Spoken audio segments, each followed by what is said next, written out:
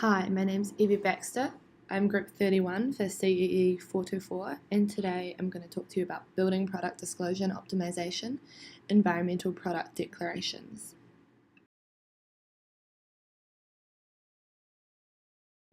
The intent of this credit is to encourage the use of products and materials for which life cycle information is available and that have environmentally, economically, and socially preferable life cycle impacts. It is also to reward project teams for selecting products from manufacturers who have verified improved environmental life cycle impacts. There is a maximum of 2 points achievable for the following as shown in this table.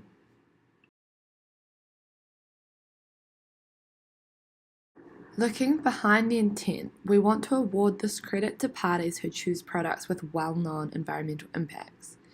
By using industry standard life cycle information and reporting protocols, we can compare products and give preference to manufacturers whose products are less harmful to the environment. This credit requires that EPDs come from program operators who follow the International Organization for Standardization Standards, or the ISO. This is the internally recognized norm for EPDs.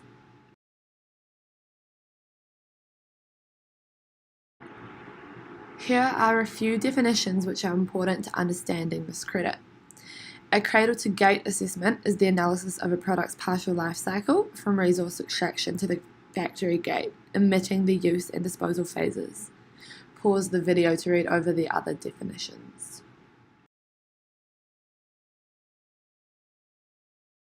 An environmental product disclosure is a standardized way of communicating the environmental impacts of a product or system. We use a product category rule to define how to standardize the environmental impact information for a particular type of product, such as fluorine.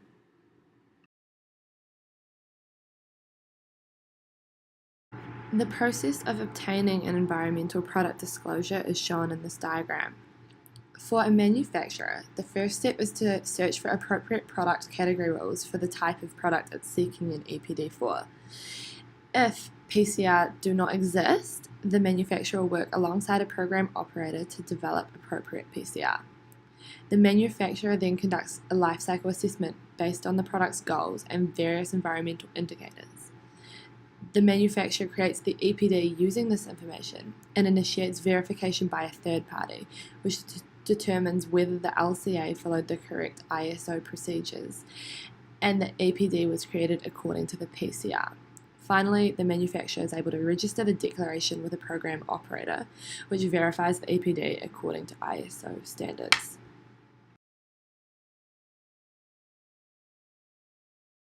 There are 3 types of EPD depending on the type of product you're using.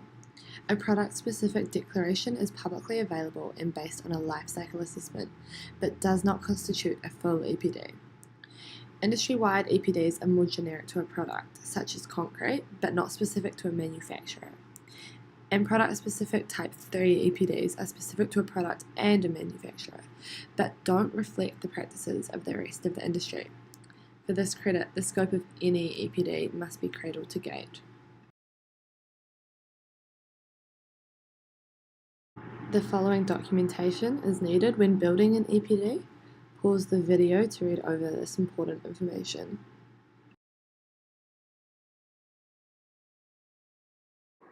There are 2 options for obtaining credits. The first option will allow only 1 point to be achieved. This is for projects where products have product-specific declarations or industry-wide EPDs or otherwise recognized USGBC-approved program. Products must be sourced from multiple manufacturers, and various thresholds are available to accommodate stages of EPD development in different industries. The weighted value of the product must meet the thresholds indicated in this slide.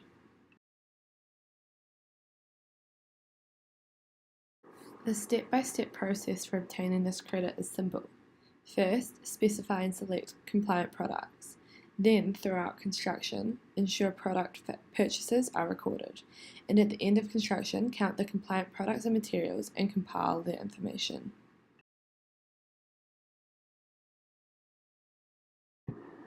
Option 2 is worth a maximum of 2 points.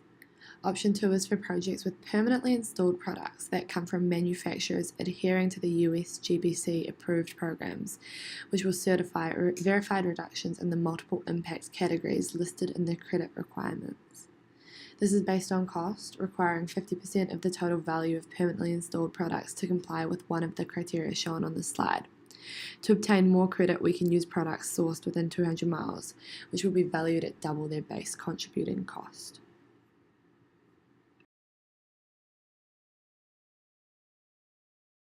This step-by-step process is also reasonably simple. We research products, track purchases throughout construction, and then calculate compliance at the end. The compliance calculations are shown in the slide, where product cost is the cost of the product contributing towards this credit, and the criterion and location valuation factors are weighted multipliers.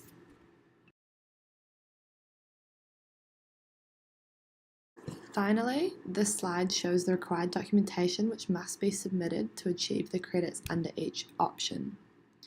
Thank you for listening. I hope you enjoyed, and good luck.